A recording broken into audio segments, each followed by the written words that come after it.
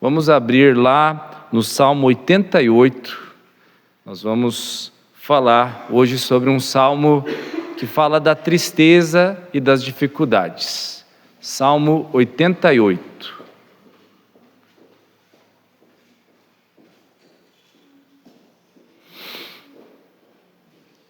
Hoje, mais uma noite de inverno, mas são poucos dias de frio assim intenso, né? Mas na vida podemos ter dias bem difíceis, de um inverno bem rigoroso. Vamos abrir no Salmo 88.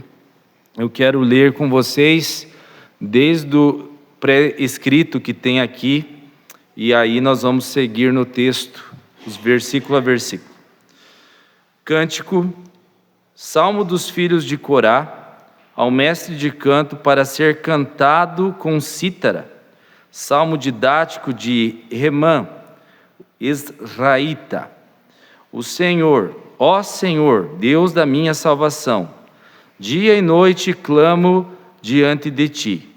Chegue a tua presença à minha oração. Inclina os ouvidos ao meu clamor, pois a minha alma está farta de males. A minha vida já se à beira da morte. Sou contado com os que baixam a cova. Sou como um homem sem força, atirado entre os mortos, como os feridos de morte que jazem na sepultura, dos quais já não te lembras, não te são desamparados das tuas mãos. Puseste-me na mais profunda cova, nos lugares tenebrosos, nos abismos. Sobre mim pesa a tua ira, tu me abates com todas as tuas ondas. Apartaste de mim os meus conhecidos e me fizeste objeto de abominação para com eles. Estou preso e não vejo como sair. Os meus olhos desfalecem de aflição dia após dia. Venho clamando a ti, Senhor, e te levanto as minhas mãos. Mostrarás tu prodígios aos mortos? Ou os finados se levantarão para te louvar? Será referida a tua bondade na sepultura, a tua fidelidade nos abismos? Acaso nas trevas se manifestam as tuas maravilhas, e a tua justiça na terra do esquecimento? Mas eu, Senhor, clamo a ti por socorro, e antemanhã já se antecipa diante de ti a minha oração. Por que me rejeitas, Senhor, a minha alma, e ocultas de mim o rosto?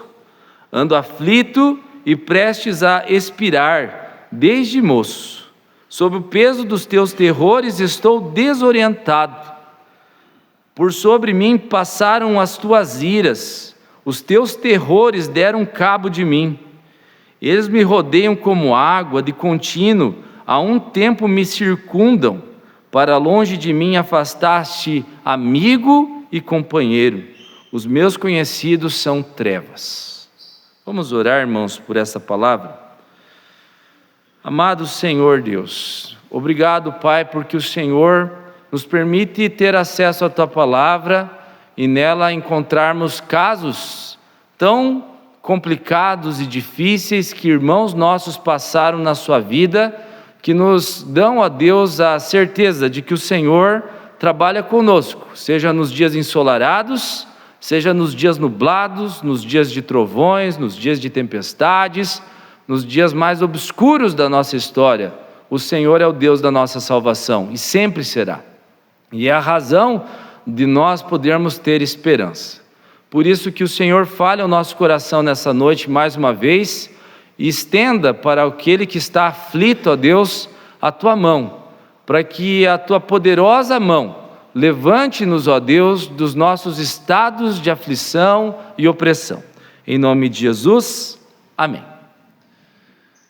Há um hino no nosso hinário presbiteriano, eu não sei cantá-lo, que ele diz assim: há uma fonte carmesim que meu Jesus abriu, no dia em que na cruz por mim morreu e me remiu. Eu creio sim, eu creio, Jesus por mim morreu. Foi sobre a cruz, com grande amor, que Cristo padeceu. E desde que por seu amor o rumo me apontou, confio nele com fervor, pois que me resgatou.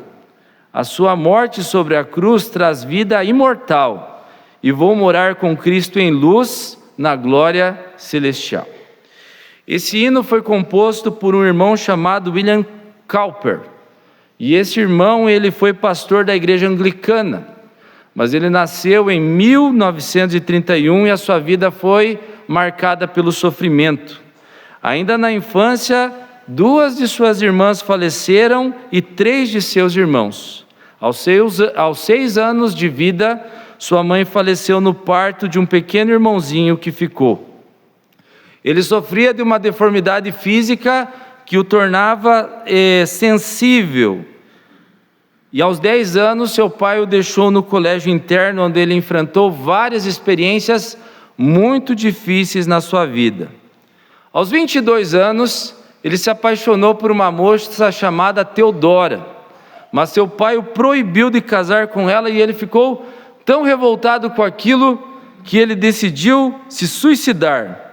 Então ele tentou se enforcar uma vez, mas o pino onde ele amarrou a corda estourou. Outra vez que ele tentou a longarina, onde ele tinha amarrado a corda, também despencou. Em outra terceira vez que ele tentou se suicidar, ele... Não se assuste, irmãos. Na terceira vez, o laço, ele estava quase conseguindo, mas o laço cedeu. E acharam ele desacordado e ajudaram ele a se livrar da morte. Tentou se afogar no rio Tâmisa, mas conseguiram segurar ele antes que ele pulasse lá dentro do rio. Em outra tentativa, ele pulou em cima de uma faca, mas a lâmina torceu e ele não conseguiu executar o seu intento. Aos 32 anos, ele foi internado no manicômio, e foi nesse manicômio que ele entregou sua vida a Jesus Cristo como seu Salvador. E ao sair de lá, ele passou a ser pastor da igreja anglicana. Mas durante toda a sua vida, ele lutou contra a melancolia. Durante toda a sua vida, mesmo depois da sua conversão, ele se sentia muitas vezes rejeitado e passava tempo prostrado, com medo, diante da situação em que vivia. O que eu quero dizer com isso? Jesus, ele nos fala de que no mundo tereis aflições, mas tende bom ânimo, pois eu venci o mundo. Existem muitas aflições que são como essa chuva. Ela vem e passa, ela tem um período curto de duração. Mas existem tribulações que elas perduram meses e meses, anos e mais anos. E a pessoa vive num sofrimento, vive em dores, na dor do coração, na dor da depressão, na dor de ter filhos que às vezes não podem levantar da cama, na dor de filhos problemáticos que se envolvem com vícios, que se envolvem com problemas, pessoas que têm pais que ficam... Eu conheço uma senhora aqui na cidade que ela ficou mais de 20 anos acamada, e a filha sempre cuidando dela, e as pessoas sofrem e passam por anos de dor e de sofrimento. Tem coisas que acontecem na nossa vida que não passam rápido, e essas aflições, elas machucam muito o coração de cada um de nós. O ponto dessa pregação é perguntar a nós o que fazemos quando o sofrimento é persistente em nossa vida, quando o sofrimento não tem hora para terminar, quando a dor não tem fim, quando você já fez graduação, pós-graduação, mestrado, doutorado e pós-doutorado em sofrimento. Como você vai passar por isso? Como você vai enfrentar essa situação? O autor do nosso salmo é chamado de Emã. Emã era um dos coralistas do templo. Ele foi convocado por Davi para isso. E no livro de Reis é dito que ele é um sábio a quem Salomão foi comparado. Ele era um homem piedoso, um homem temente a Deus, mas era um homem de aflição, um homem que estava passando por sofrimento profundo. E nós podemos aprender disso, né? Que homens de Deus também sofrem. Então, quando o sofrimento persiste, quando o sofrimento continua na sua vida, não pense que você é a primeira pessoa que sofreu, você não é o primeiro e você não é o último que se encontra numa situação como essa. Muitas pessoas na história bíblica tiveram esse tipo de situação. Moisés, por exemplo, ele escreve no Salmo 70, lá depois que ele está caminhando no Salmo 90, que ele está caminhando no deserto, ele diz assim, que depois dos 70 e 80 anos, a vida é canseira e enfado. E Moisés andou seu ministério lá com os israelitas, foi dos 80 aos 120 anos. Então, para você ver como a situação não era fácil. Elias, que o Felipe pregou esses dias aqui na igreja, ele foi para uma caverna depois de ter uma vitória contra os profetas de Baal, e com medo de Jezabel, ele foi para aquela caverna, e lá Deus teve que intervir na vida dele para ele não morrer lá de melancolia. Ele pediu por 2 vezes que Deus tirasse a vida dele lá naquela caverna. Jó perdeu tudo em um dia, e ele entrou em crise, vários questionamentos contra Deus, com Deus por aquilo que havia acontecido na sua vida. Existe um livro chamado A Depressão de Spurgeon. Spurgeon foi um grande pregador da Inglaterra, o príncipe dos pregadores. E diz a história, que está registrada naquele livro, que os diáconos da igreja tinham que sair da igreja e buscar o Spurgeon em casa, em certas ocasiões, para ele poder vir pregar na igreja, porque ele estava muito aterrorizado pela depressão. Ele tinha que fazer tratamentos na França, em decorrência desse problema de saúde. Bunyan, que escreveu O Peregrino, também sofria de vários problemas de depressão, e se sentia muito mal, pensando que Deus o havia abandonado. Briner, que era genro de Jonathan Edwards, missionário entre os índios, também relatou vários momentos em que ele se sentia mal e afastado de Deus. Ele morreu aos 30 anos de tuberculose. Que culto que vocês vieram, né? Mas o que nós precisamos entender, meus irmãos, nós passaremos por adversidades, nós passaremos por dificuldades.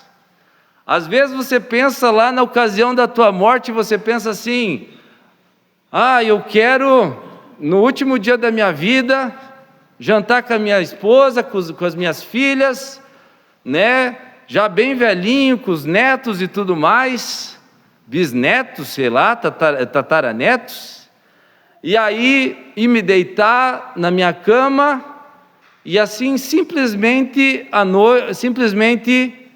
suspirar e entregar minha vida para Deus e apagar dormindo. Sabe quais as chances de você ter esse tipo de morte? As menores possíveis. A maioria das pessoas, elas têm que ser sedadas, elas têm que ter remédios, numa UTI, elas têm que ficar lá, e elas são sustentadas lá por aparelhos. Então, meus irmãos, quando nós estivermos diante de desconfortos, doenças, momentos desfavoráveis, você precisa entender, você não é o primeiro e você não é o último. Como diz aqui no prescrito do Salmo, ele diz que esse salmo é um salmo didático. O que é um salmo? O que é uma coisa didática? É algo para ensinar. Deus está dizendo na sua sabedoria, aprenda com a história do Emã. Aprenda que isso pode acontecer na tua vida também. E Emã, então, ele vai discorrendo sobre sua dor. Ele vai mostrando algumas coisas sobre sua dor. Por exemplo, ele diz assim, no versículo 2, inclina os ouvidos ao meu clamor. E no 14 ele diz, por que rejeitas, Senhor, a minha alma e ocultas de mim o rosto?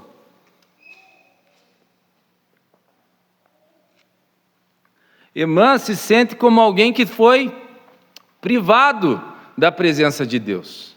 Ele não quer que as coisas mudem na sua vida, ele quer simplesmente que Deus o ouça, porque parece que a sua oração não chega na presença de Deus.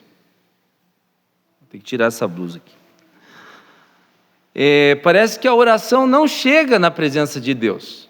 Parece que as coisas elas se tornam cada vez mais difíceis.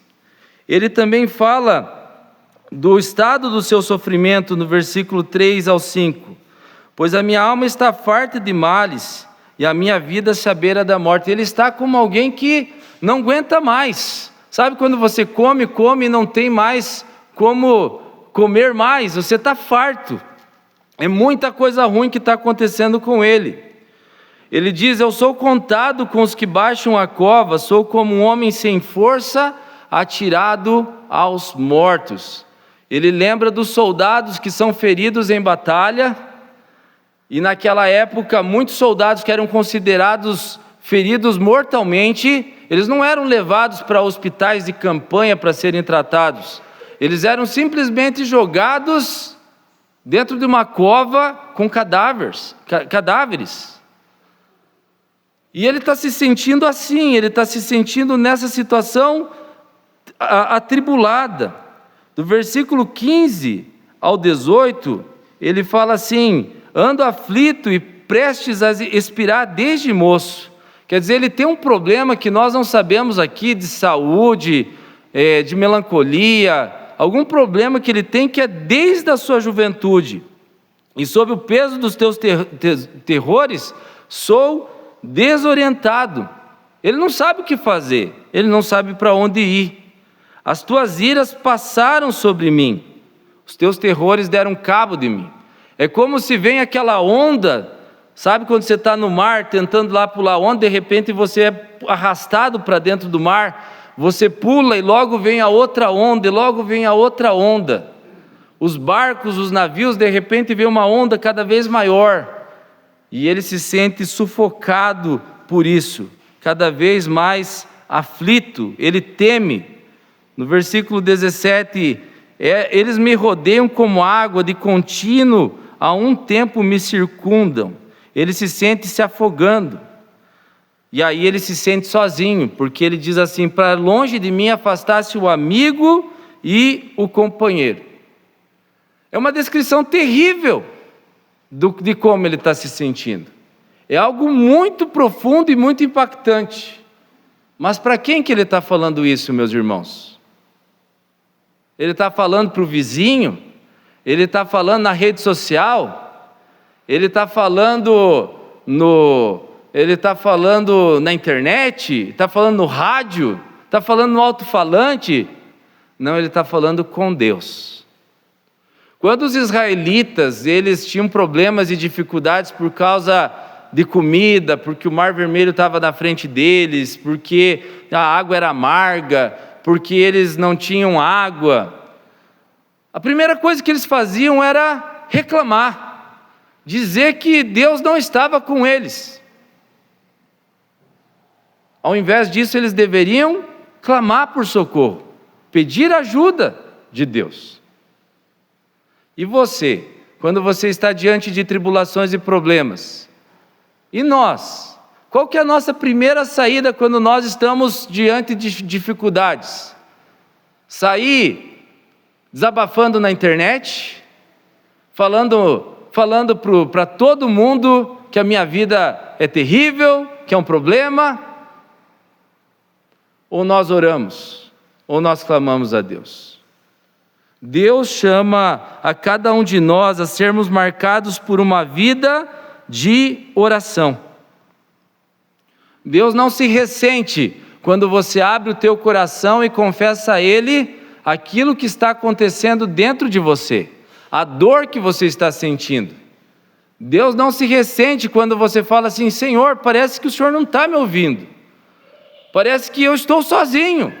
Deus não vai ficar chateado com você se você falar aquilo que está acontecendo no teu coração. Então abra o coração para Deus. Do versículo 6 ao versículo 9 diz: puseste-me na mais profunda cova, nos lugares tenebrosos. Sobre mim pesa a tua ira, tu me abates com todas as suas ondas. Apartaste de mim os meus conhecidos e me fizeste objeto de abominação para com eles. Estou preso e não vejo como sair. O salmista, ele diz assim no texto lá, ele diz: tu me puseste na mais profunda cova, a tua ira está sobre mim. Foi o Senhor que me apartou dos meus conhecidos e dos meus amigos. Então o que o salmista está dizendo assim? Senhor, eu tenho consciência de que o Senhor está em todas essas situações e que nada escapa do teu controle. Quando José foi vendido para o Egito pelos seus irmãos, Deus não empurrou os irmãos de José para dizer assim: coloque ele numa cova, vende ele para os medianitas. Deus não empurrou a mulher de Potifar, quando ele trabalhava lá na casa de Potifar, para que a mulher de Potifar dissesse assim: ele me seduziu, quando na verdade ela estava interessada nele. Deus não empurrou a pessoa lá, o que saiu da cadeia, e deixou José ainda mais 2 anos preso lá na cadeia, porque não lembrava dele. Essas pessoas fizeram isso de livre e espontânea vontade. Mas quando os irmãos de José chegaram no Egito, e José tinha tudo para colocar eles, programar uma vingança contra eles, o que José falou? O mal que vocês intentaram contra mim, me trouxe para cá. Mas Deus reverteu o mal em bem. Nenhum mal que acontece na nossa vida está fora do controle de Deus. Até os males da nossa vida fazem parte do plano de Deus para trabalhar em nosso coração, para crescermos e para sermos objeto de ensinarmos outras pessoas. Todas as coisas cooperam para o bem daqueles que amam a Deus, daqueles que são chamados segundo o seu propósito. Nessa vida injusta, vida de dores, vida de sofrimento, Deus graciosamente te dá o plano de amor e salvação.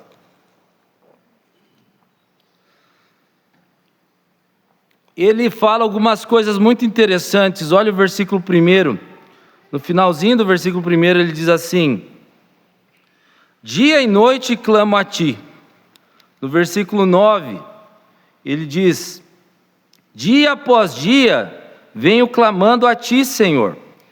E no versículo 13 ele diz: e antemanhã já se antecipa diante de ti a minha oração. Perceba que ele clama de dia e de noite por livramento. Ele clama todos os dias. E antes que o sol nasça, ele já está clamando ao Senhor. E esse é o ponto alto desse salmo. O ponto alto desse salmo é Deus mostrar que você pode persistir com Deus em oração, mesmo quando tudo é difícil na sua vida. Que você não é dos que retrocedem, que você não é dos que voltam atrás na sua fé. E a verdadeira fé é essa. A verdadeira fé é você continuar orando, mesmo quando parece que Deus não ouve a sua oração. A verdadeira fé é continuar lendo a Bíblia, mesmo quando os textos não saltam aos teus olhos. A verdadeira fé é procurar a Deus em comunhão, continuar participando das reuniões da igreja, mesmo quando você tem dificuldade com os irmãos da igreja, mesmo quando você tem lutas para crescer. Então nós não devemos parar de orar. A oração deve ser insistência. Orai e vigiai. No versículo 10, ele fala: mostrarás os teus prodígios aos mortos? ou os finados se levantarão para te louvar? Será referida a tua bondade na sepultura e a tua fidelidade nos abismos? Acaso nas trevas se manifestam as tuas maravilhas e a tua justiça na terra do esquecimento? Olhe só os argumentos que esse homem utiliza diante de Deus. Ele diz assim: os teus prodígios, quem que vai ver na sepultura? O ponto do salmista não é que ele não saiba que existe vida eterna, que existe céu. Ele sabe que existe vida eterna, ele sabe que existe céu. Mas ele está falando da perspectiva dos vivos. Ele está dizendo: Senhor, se eu morrer, para que isso serve? Eu quero te adorar aqui ainda. Eu quero ensinar teus feitos aqui ainda.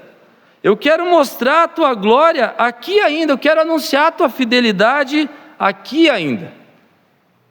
Você pode argumentar assim com Deus? Pode. Se for por uma causa justa que você vai continuar servindo a Deus com a sua vida, você pode argumentar. Você acha que pastores que morreram em idade ainda que poderiam trabalhar para o Senhor, eles não clamaram a Deus dessa forma? Você acha que o pastor Milton, que foi um dos precursores aqui, morreu aos 60 e poucos anos de câncer, ele não pediu a Deus que Deus lhe desse ainda mais anos de vida? Agora, você pode argumentar assim com Deus no sentido de que você pode dizer assim: se você morrer, você vai fazer falta? Você pode dizer assim, se eu morrer, quem que vai te adorar, Senhor? Se eu morrer, Senhor, quem que vai estar na reunião de oração quarta-feira? Se eu morrer, Senhor, quem que vai levantar de madrugada para orar ao Senhor? Senhor, se eu morrer, quem que vai na cruzada evangelizar? Senhor, se eu morrer, quem que vai estar no domingo à noite, de noite de chuva, lá na igreja? Senhor, se eu morrer, quem que vai para o campo missionário? Senhor, se eu morrer, quem que vai visitar a casa daquelas pessoas que estão se perdendo? Você pode dizer isso para Deus? Essa é a tua vida? Você pode usar essa fala? Você é corajoso? Ou você vai ser igual aquele que disse assim: não, nem vou argumentar, pode me levar, né? Pode me levar, Senhor, não precisa, nem vou argumentar, eu aceito, tá beleza. Para mim morrer é lucro mesmo, eu quero morrer. Gente, isso é um confronto à nossa vida. A nossa vida tem que ser feita para valer a pena. Ela não pode ser uma vida desperdiçada. Nós precisamos ter uma vida que realmente demonstre que serve ao Senhor. E no versículo 1, ele diz assim no início lá: ó Senhor Deus da minha salvação. É o único trecho do Salmo que é positivo. Os outros trechos é tudo ladeira abaixo. Mas esse início do Salmo é o fundo de toda a sua oração. Ele sabe que o único que pode socorrê-lo na sua angústia, o único que pode lhe dar livramento, o único que pode trabalhar na sua vida, o único que pode alcançá-lo na dor, é Deus. Esse é o pressuposto. Ele sabe que Deus é o Deus da sua salvação. Você sabe que Deus é o Deus da sua salvação? Você entende que Deus, Ele se fez a tua salvação quando Ele mandou seu Filho único, que se fez carne e suportou todos os sofrimentos sobre sua vida? Você sabe que Isaías 53, ele diz que Jesus é homem de dores, que sabe o que é padecer, e como um de quem os homens esconderam o rosto, dele não fizemos caso. Você entende que no dia que Jesus estava lá na cruz, tudo se escureceu, tudo virou trevas, E ele disse naquele momento: meu Deus, por que me desamparaste? Você sabe que esse salmo ele está projetando aquilo que Jesus passou por você lá na cruz, onde as ondas da ira de Deus foram derramadas sobre o Senhor Jesus. Você sabe que esse Senhor Jesus, na noite que antecedeu a sua morte, ele se dobrou ajoelhado, sangrando, suor de sangue, e angústias do inferno lhe apoderaram naquela noite, e ele estava em luta, dizendo: se for possível, afasta de mim esse cálice, mas que não seja feita a minha vontade, mas sim a tua. Você entende que o Deus da tua salvação veio nas tuas trevas espirituais para tirar você do reino do império das trevas e te transportar para o reino do Filho do seu amor? Você consegue compreender isso? Olhe para o que Jesus fez por você. Olhe o que Jesus faz por você. Então você vai ter livramento dessa sensação de que Deus está longe de você. Deus é Deus pessoal, Deus que se apresenta pessoalmente a você. Eu não sei quais são as tuas lutas, talvez a tua luta seja algo temporário. Se você não teve esse tipo de luta, de ter que cuidar de alguém acamado, de ter que estar diante de uma doença muito difícil, de estar às portas de deixar esse mundo, agradeça a Deus. Agradeça a Deus porque você não teve que ter uma pessoa que você tem que cuidar, que é sofrido, ou você mesmo que está numa situação de saúde degradada, que você precisa de ajuda. Agradeça, porque não é fácil sofrer. Não é fácil. Eu me lembro que o pastor Milton, que é pai do pastor Marcos, que é o meu pastor, ele estava de câncer e ele já estava muito debilitado, mas eu não queria vê-lo. Eu não queria ver uma pessoa acamada, uma pessoa que estava só o esqueletinho. Eu não queria isso. E daí o pastor Marcos falou: você precisa ir ver meu pai. E aí eu obedeci e fui, né? Mas eu não fui por causa que ele precisava de mim lá. Ele não precisava de mim. Eu precisava passar por aquilo lá. Lá em Chopinzinho nós tínhamos um rapaz que era muito forte, mas ele foi pular no rio para brincar e bateu a medula numa pedra. E ele ficou sem movimentos do pescoço para baixo. E ele foi definhando, e nós íamos toda quinta-feira lá com os jovens, depois do nosso estudo, fazer visita para ele. Eu não queria estar lá, mas eu sei que era importante estar lá. Talvez você não goste de ir em velório, mas talvez é lá que você deva estar, porque é lá que você vai ter sabedoria. Às vezes os nossos missionários, evangelistas, nós pensamos que a gente vai para o campo missionário ou para a igreja por causa da igreja. Mas em muitos momentos a gente está nesse campo não por causa da igreja, mas para Deus trabalhar em nós, para Deus mudar o nosso coração. Então, se você não está sofrendo, levante as mãos para o céu e agradeça. Agora se disponha a ser empático e sofrer, chorar com os que choram. Estenda a mão para os que sofrem. Procure ajudar aquelas pessoas que precisam. E se você está como essa pessoa do Salmo aqui, que você está aflito e tomado pelos terrores, lembre-se de que Deus é o Deus da tua salvação. Argumente com Deus, mas saiba como argumentar. Tenha sabedoria para argumentar. Fale de como você está lá no teu coração. Fale da dor que você está sentindo. Persista. De manhã, de noite, de antemanhã. dia após dia. Se você está sofrendo, está aflito, tenha no teu coração esse ardor por Deus. Não se volte contra Deus. Se dobre diante do Deus, que é o Deus que cuida da criação, como nós vimos no início do culto, mas que cuida da tua vida. Nenhum dos fios de cabelo teus está fora da contagem de Deus. Deus sabe de tudo que acontece na tua vida. Deus escreveu cada dia da tua história. E mesmo que eles sejam dolorosos, e mesmo que pessoas te machuquem, no final de tudo, o mal será revertido em bem.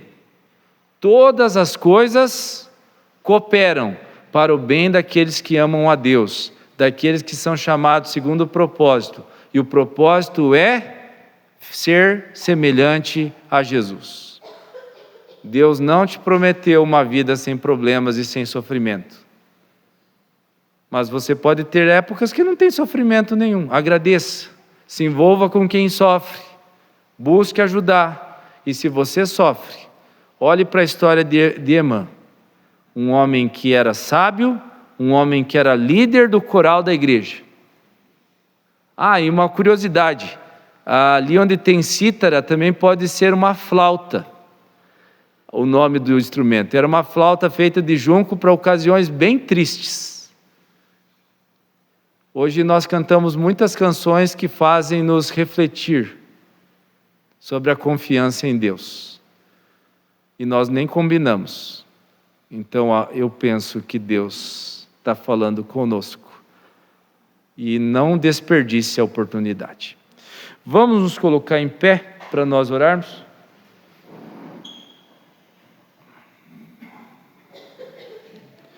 Amado Deus, obrigado por nos fazer pensar sobre essas questões tão importantes em nossa vida. Questões que são fundamentais diante das adversidades que atravessamos. Esteja, ó Deus, abençoando a cada um dos irmãos aqui, para que possa entender que quando o dia mal vier, nós podemos estar preparados e amparados pelo Senhor. Fortalece-nos, ó Deus, na Tua palavra e esteja, ó Deus, nos fazendo entender que o Senhor é conosco, o Senhor é fiel, o Senhor cuida de nós, o Senhor nos ampara nos dias mais difíceis da nossa vida. E mesmo quando não podemos sentir a Tua presença, podemos confiar que o Senhor não nos desampara, porque o Senhor não nos abandonará. O Senhor prometeu e vai cumprir. Graças ao Senhor por isso. Em nome de Jesus, amém. Que a graça do Senhor Jesus, o amor de Deus o Pai, o consolo, a direção e o cuidado do Espírito Santo seja sobre todos vós. Amém, amém, amém.